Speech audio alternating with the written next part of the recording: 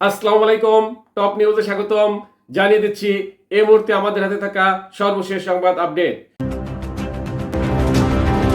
শুরুতেই থাকছে অন্তর্বর্তী সরকারের বিদায়ের সময় এসেছে দেবপ্রিয় ভট্টাচার্য। এরপরে থাকছে 102 এসিল্যান্ডকে দায়িত্ব থেকে প্রত্যাহার। তারপরে থাকছে চলতি বছরের প্রথম 6 মাসে গড়ে রাজধানীতে 20 হত্যা ও 5 ডাকাতি।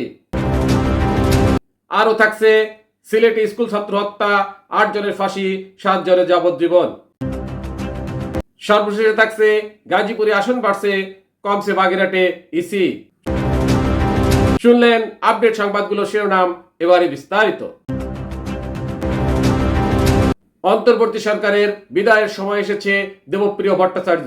সেন্টার ফর পলিসি ডায়ালগের সিপিডি সম্মানীয় ফেলো ডক্টর দেবপ্রিয় ভট্টাচার্য বলেছেন, বাংলাদেশে অন্তর্বর্তী সরকারের বিদায়ের সময় এসেছে। তিনি বলেন, এই সরকার কোন পদ্ধতিতে ক্ষমতা ছাড়বে সেটা এখনই স্পষ্ট করা জরুরি।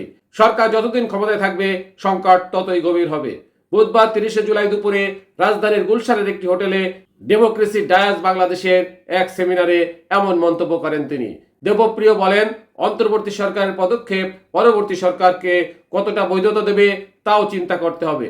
সংস্কার চলমান প্রক্রিয়া, যতটুকু না করলেই নয় ততটুকুই সংস্কার করা উচিত বলেও মন্তব্য করেন তিনি।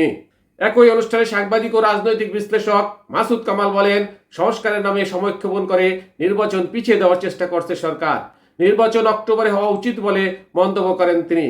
বলেন, পিআর পদ্ধতি ভালো হলেও এখনো তা সময় উপযোগী নয়। 102 এসিল্যান্ডকে দায়িত্ব থেকে প্রত্যাহার।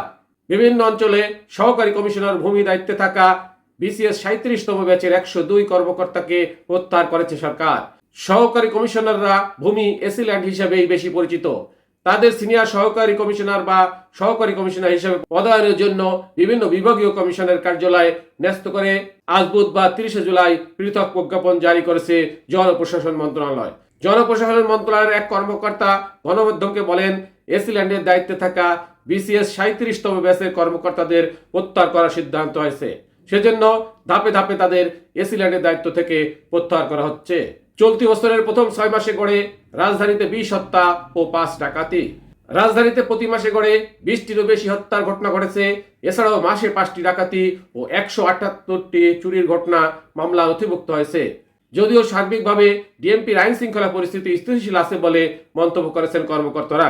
বুধবার 30 জুলাই দুপুরে মিন্টু রোডে ডিএমপি মিডিয়া সেলের আয়োজিত এক সংবাদ সম্মেলনে একথা জানান মিডিয়া অ্যান্ড পাবলিক রিলেশনস বিভাগের উপকমিশনার ডিসি মোহাম্মদ তালেবুর রহমান। ডিএমপির মামলার পরিসংখ্যান তুলে ধরে তালেবুর রহমান বলেন, চলতি বছরের জানুয়ারি থেকে জুন পর্যন্ত 6 মাসে ঢাকার মহানগরের 50 থানায় 33টি ডাকাতি, 248টি ছিনতাই, 121টি খুন এবং 1068টি চুরির মামলা হয়েছে। প্রতি মাসে 20টিরও অধিক হত্যা, ডাকাতি, 5টির ঘটনা ঘটেছে। এছাড়া প্রতি মাসে গড়ে 46টি ছিনতাই মামলা, মাসে 70টি চাঁদাবাজির মামলা হয়েছে। সার্বিকভাবে ডিএমপির আইন শৃঙ্খলা পরিস্থিতি স্থিতিশীল আছে বলে মনে করেছে ডিএমপি। সিলেটে স্কুল ছাত্র হত্যা, 8 জনের ফাঁসি, 7 জনের যাবজ্জীবন। সিলেটের বিশ্বনাথ উপজেলায় স্কুল ছাত্র সুমেল হত্যা মামলায় 8 জনের মৃত্যুদণ্ড ও 7 জনের যাবজ্জীবন কারাদণ্ডের আদেশ দিয়েছে আদালত। বুধবার 30 জুলাই দুপুরে সিলেটের অতিরিক্ত জুডিশিয়াল ম্যাজিস্ট্রেট প্রথম আদালতের ভারপ্রাপ্ত বিচারক সৈয়দা আমিনা ফারহিন চাঞ্চল্যকর এই হত্যা মামলা রায় দিয়েছেন। সিলেট জেলা ও জায়রা জজ আদালতের অতিরিক্ত public prosecutor APP advocate Kamal Hossain এ তথ্য নিশ্চিত করেছেন।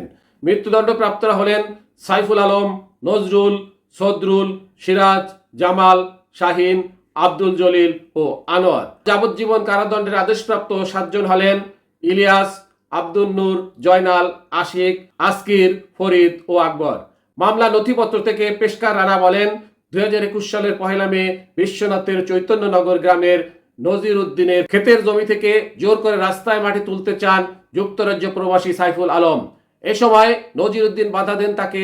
তার সঙ্গে চাচাতো ভাই মানিক মিয়া ও ভাতিজা সুমেল মিয়া সহ স্বজনরা ছিলেন। বাগবিতণ্ডার এক পর্যায়ে সাইফুল আলমের বন্দুকের গুলিতে 10ম শ্রেণীতে পড়ুয়া সুমেল মিয়া নিহত হন। এছাড়াও গুলিবিদ্ধ হয়ে আহত হন সুমেলের বাবা ও চাচা সহ 4 জন। মামলা চলাকালে মোট 23 জন সাক্ষ্য দেন আদালতে।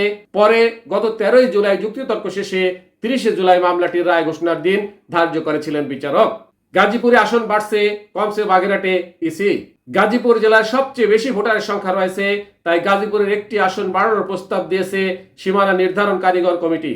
এছাড়া বাগেরহাটে ভোটার সংখ্যা কম হয় এই জেলা থেকে একটি আসন কমানোর জন্য প্রস্তাব করা হয়েছে বলে জানিয়েছেন নির্বাচন কমিশনার মোহাম্মদ আনোয়ারুল ইসলাম সরকার। বুধবার 30 জুলাই রাজধানীর আগরগাঁও নির্বাচন ভবনে নিজ কার্যালয়ে সাংবাদিকদের এই কথা বলেন তিনি জানান, সবচেয়ে বেশি যে আসনে ভোটার সেখানে একটি আসন বাড়ানোর জন্য বলেছে কারিগরি কমিটি। এছাড়া সবচেয়ে কম ভোটার যে আসনে সেখান থেকে একটি আসন কমানোর বিষয় প্রস্তাব হয়েছে কমিটিতে। টপ নিউজ এখনকার মতো শেষ করছি। আল্লাহ হাফেজ।